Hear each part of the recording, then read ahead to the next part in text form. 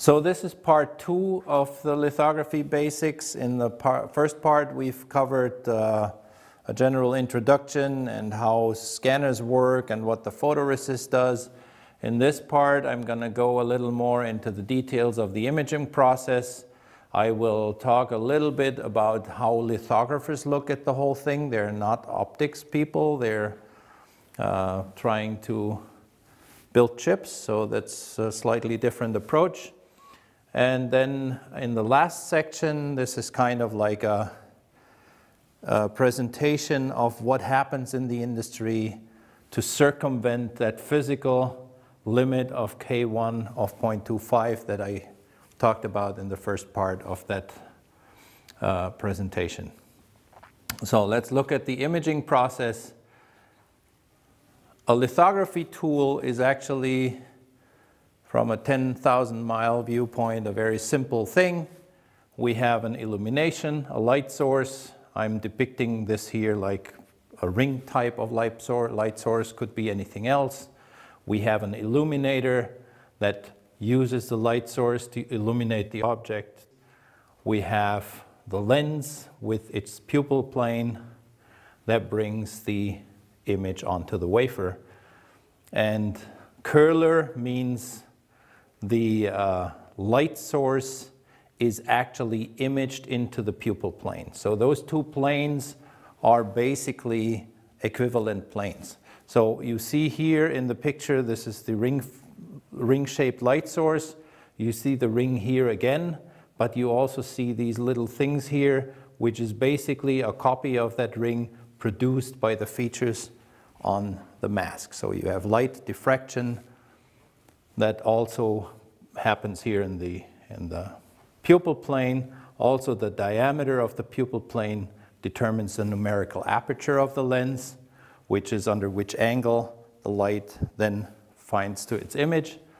And then on the image plane, I'm depicting the aerial image. It's a volume, so you have a plane where you get a sharp image, and as you go in and out of this plane, you get an unsharp image. For the mathematics, the pupil plane and the object plane are Fourier transformations of each other. So this is how you can go from source to the object, to the pupil, to the image. Fourier transformations in both directions. When you look at an imaging ray cone, so one object here on the mask goes through the lens, passes through the NA, forms the image. Another point does the same, but it goes through different portions of the lens. And that's an important thing to keep in mind as we will talk about aberrations later on. If any of those lenses, and of course a real lithography lens has much more lens elements than only 2 in this example, any imperfections on these lenses will be picked up and will create aberrations. And these aberrations are not the same for different field points. So we need to understand, when we talk about aberrations, how aberrations change across the field. So basically every field point sees its own aberration associated with this point. So, and then when you're looking at the image, there's an additional degree of freedom in a real system. You have an image, but you need to know where it is.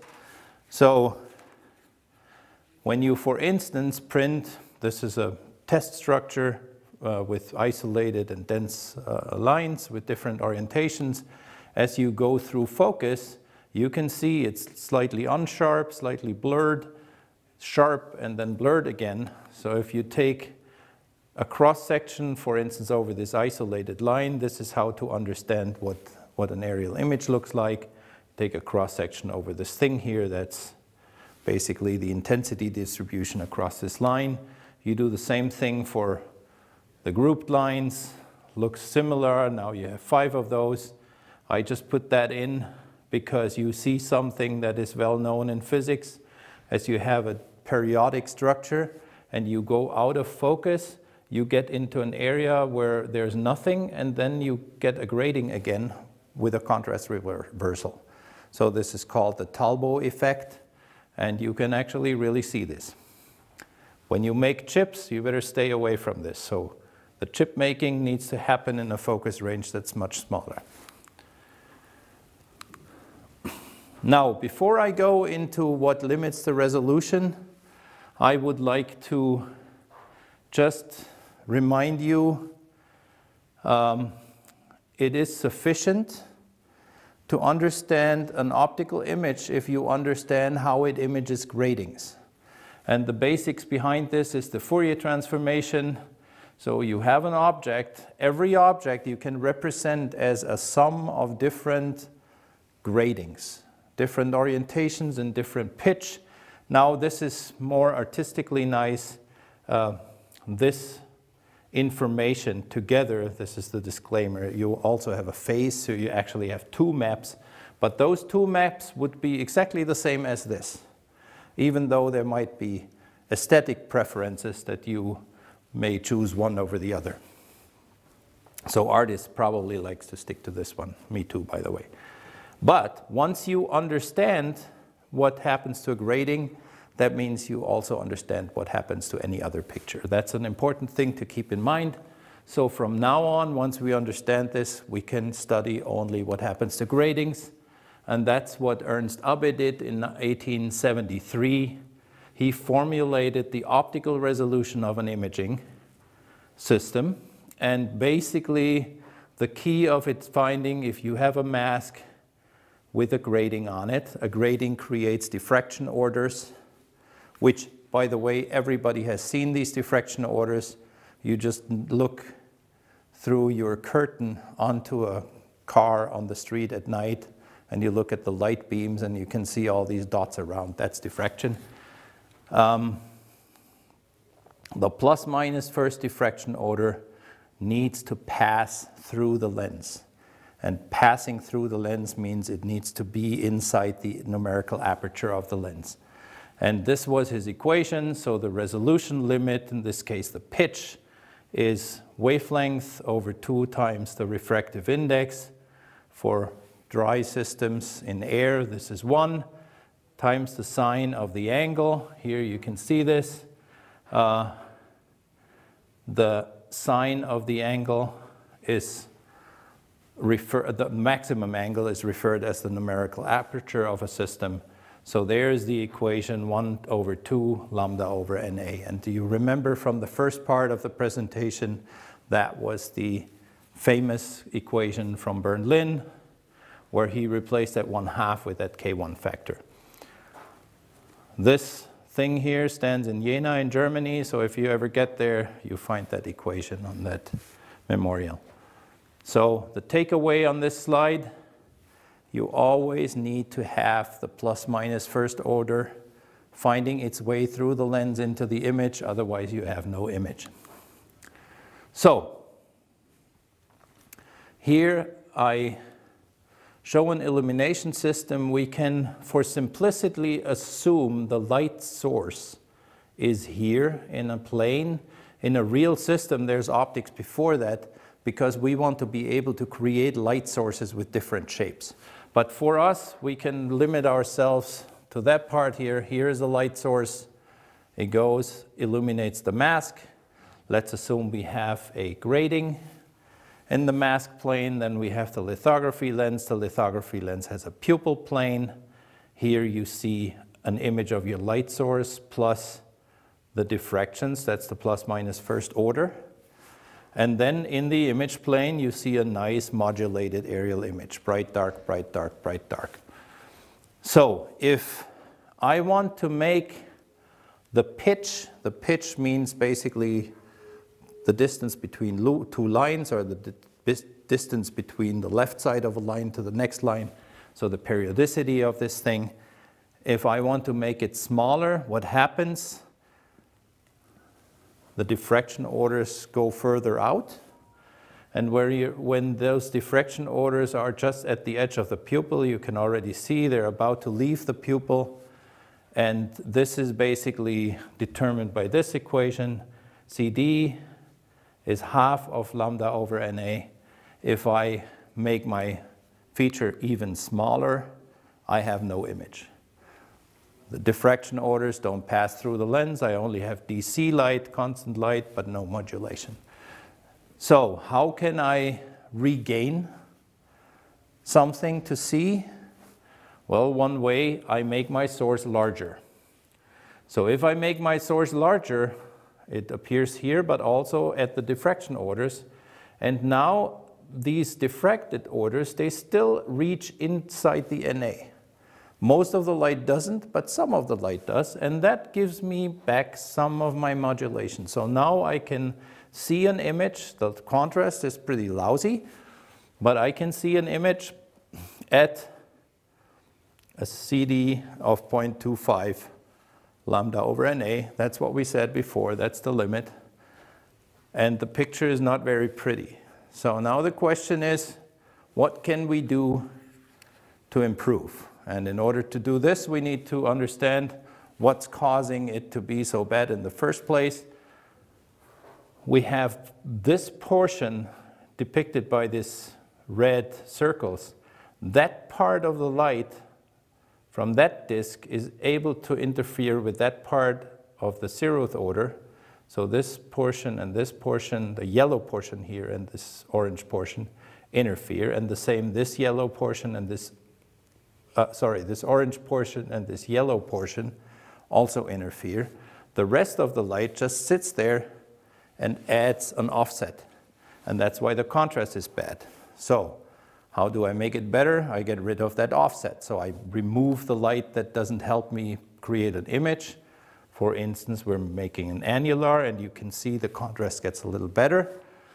And I can even go further, because this part now still doesn't contribute to the imaging, so I remove that also. And I get to a off-axis dipole illumination, and I get a very nice contrast close to my diffraction limit. This is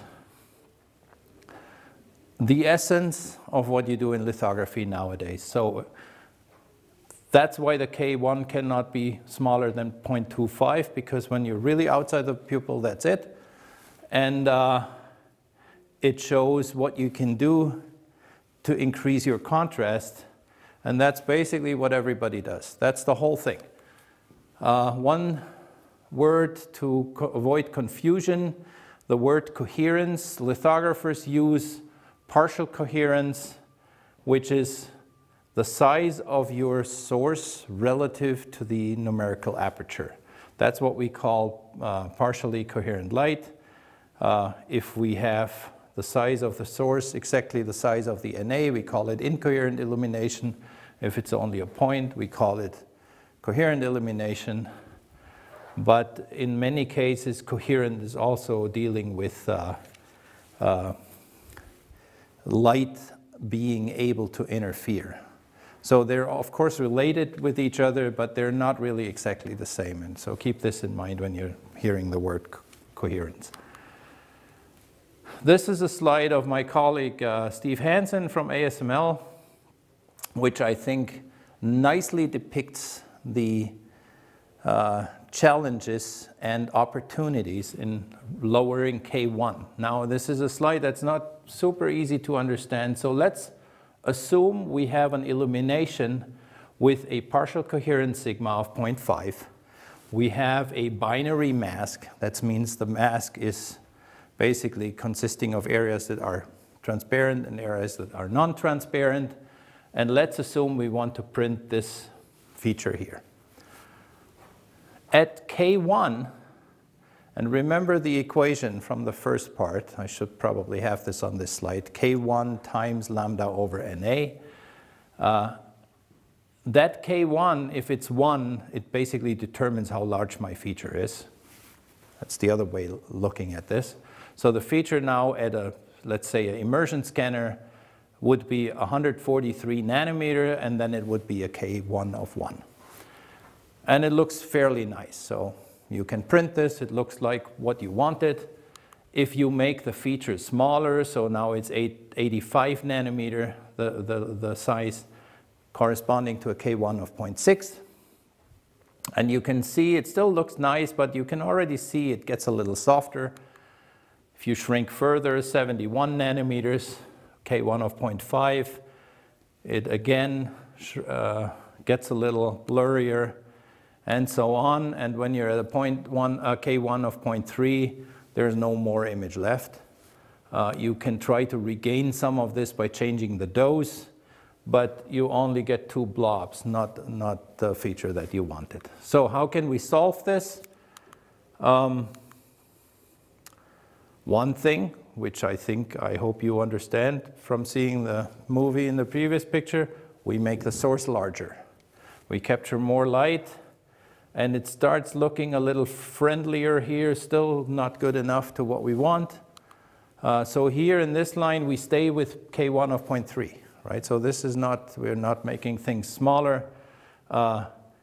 We go from incoherent illumination to annular illumination, gets a little better.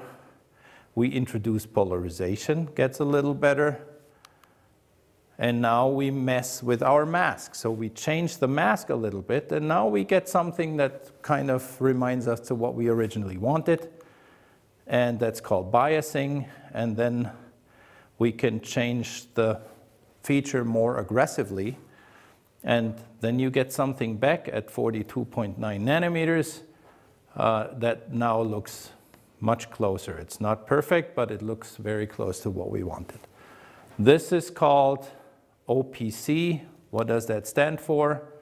It stands for optical proximity correction. The simple thing behind that is that's what you want. Let's say we have this on our mask, and that's what you get on the wafer. So it don't look the same, and it's called proximity effect because it seems that, for instance, when you print this line here, it feels the presence of that other shape. It's in its proximity, and it alters how it looks like. Of course, that has to do because the aerial images overlap, but that's the name where this comes from. So the shape of this feature realizes that something else is near, and it will change. Now, if we change our mask, for instance, make it look like this, then it will print like this. And so if we compare this and this, it looks pretty good.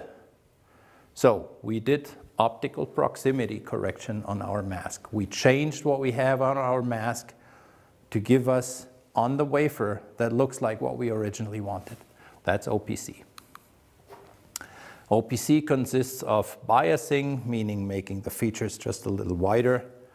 It consists of assist features, meaning you can add features around this to make it print a little better. Hammerheads, this is what those things are.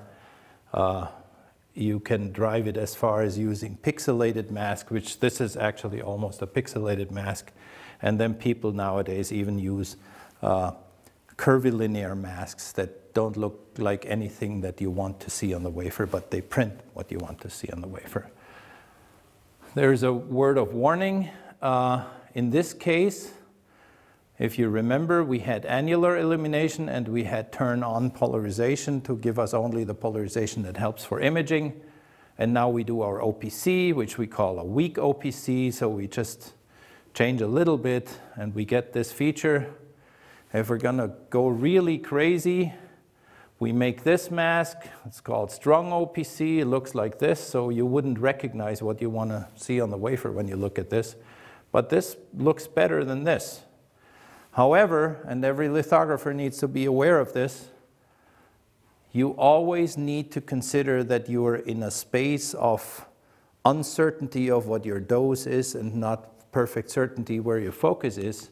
So if you take these and you study how it changes as you go through focus or through dose, you can see that this feature at the nominal best condition doesn't look as pretty as this one, but it maintains its integrity for a larger process window.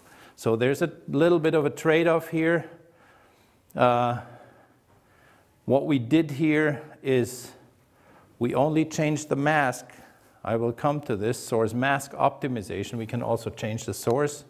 But basically the statement here is if you find something that makes things look very much better, you always need to pay attention. There's no free lunch. So there's, if you improve something, somewhere else it gives. And you need to be aware of this. So source mask optimization means you take, in this example here, you have a source, you have a mask, and this is what you get top view on the wafer. So it's not, you don't confuse this with the aerial images I showed earlier. So now we're looking from the top onto the features, and what you'd like to see is some patterns, and you see this resembles what you want but not perfectly.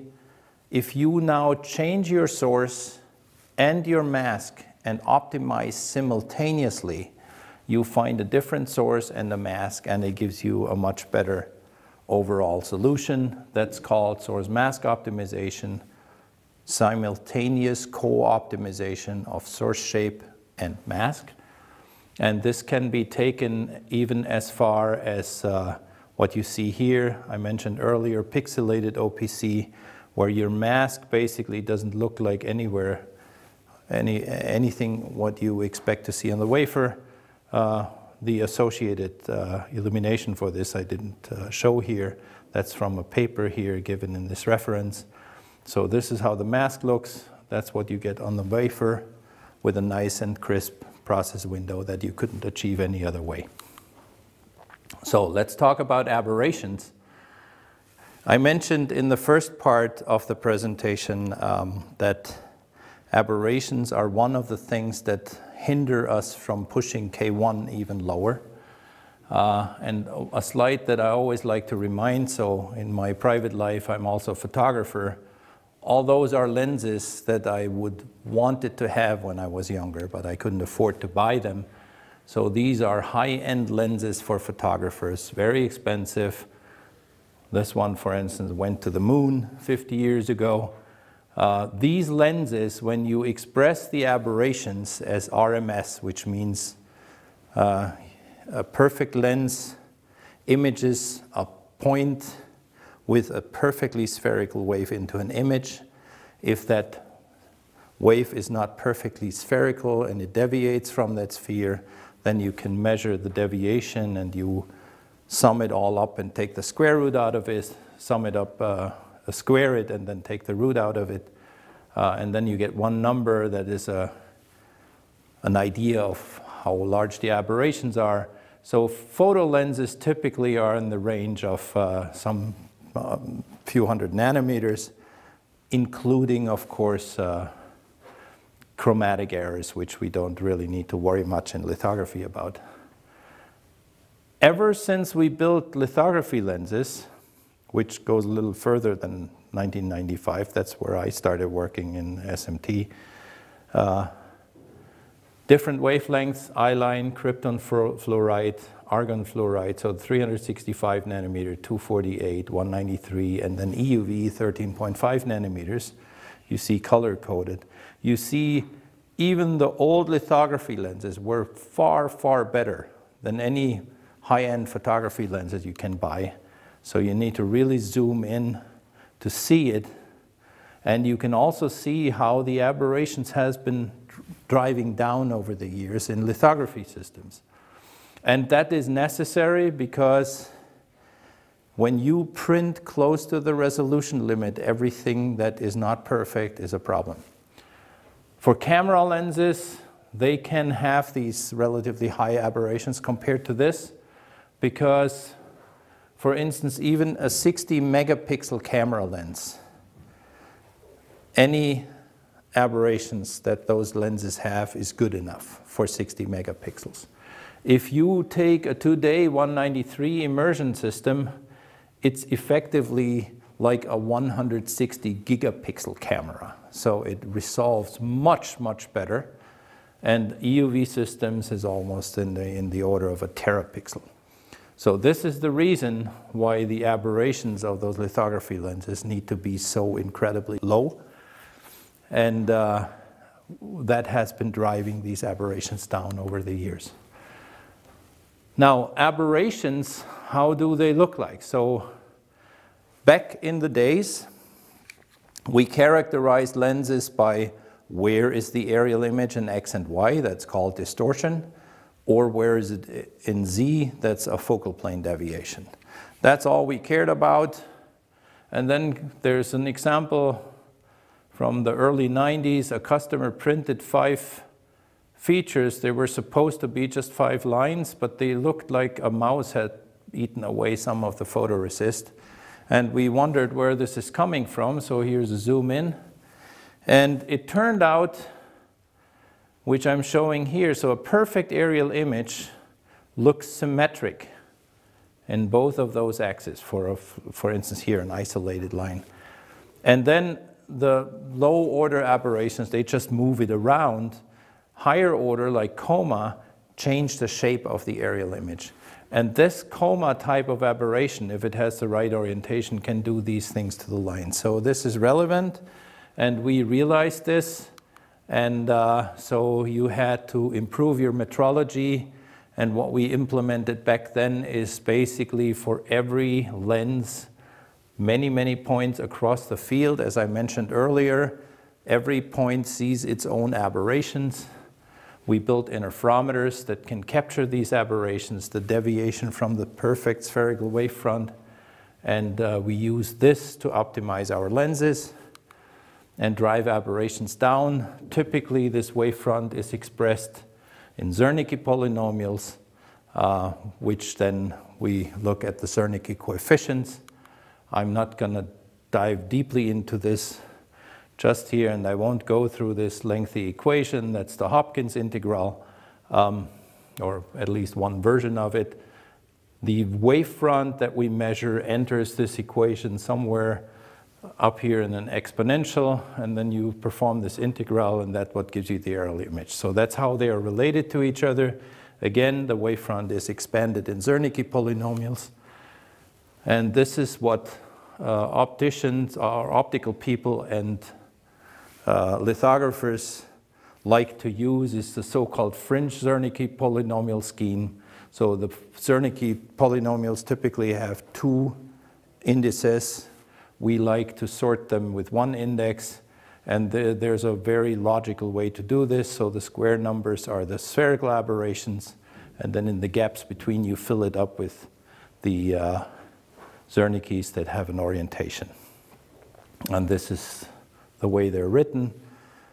And that basically, for each wavefront, we do this Zernike expansion. We understand how every one of those Zernikes changes across the field, and that's being used to optimize those lenses. Let me briefly talk about vector effects. I mentioned it already in the chart about resolution in hand, K1, driving K1 down.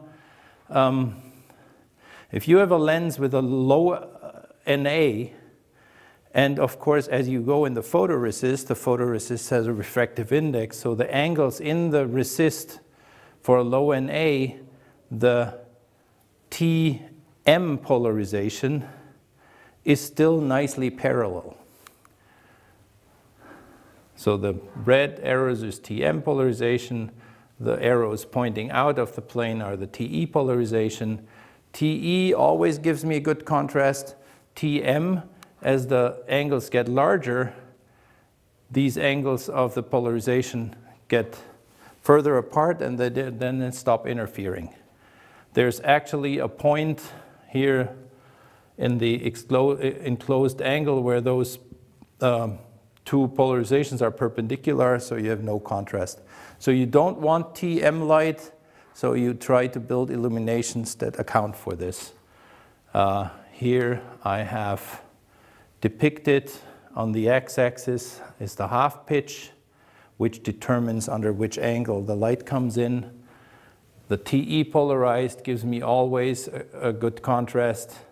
TM starts giving me a decreasing contrast with half pitch, even to a point. So this is the point where we need immersion in order to get the angles right.